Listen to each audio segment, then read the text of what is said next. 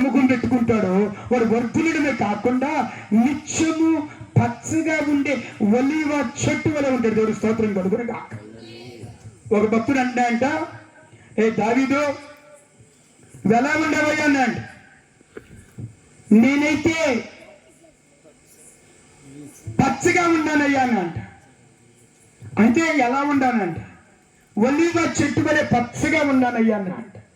ఎక్కడున్నామని పచ్చగా ఉన్నావు అంటే దేవుని మందిరంలో నేను ఉండాను కనుక ఒలీవ చెట్టు వలె పచ్చగా ఉన్నాను. దేవుడు స్తోత్రం కలుగునుగా.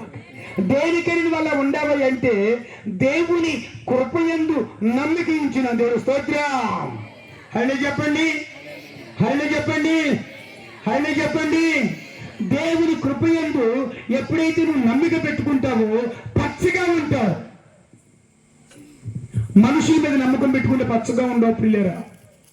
దానికి భక్తుడి రోజు మనతో నువ్వు దేవుని నమ్మినట్లయితే నీ జీవితంలో ఏం జరిగిద్దని ఇక్కడ రాశాడు. దేవుడు స్తోత్రం కలుగునుగాక. ఒకవేళ నీవు కూడా దానిలాగా దేవుని కృపయందు నమ్మిక ఉంచినట్లయితే ఈ రాత్రికాల సమయంలో నీ జీవితం ఏం జరిగిందో చూద్దాం. మార్కు సువార్త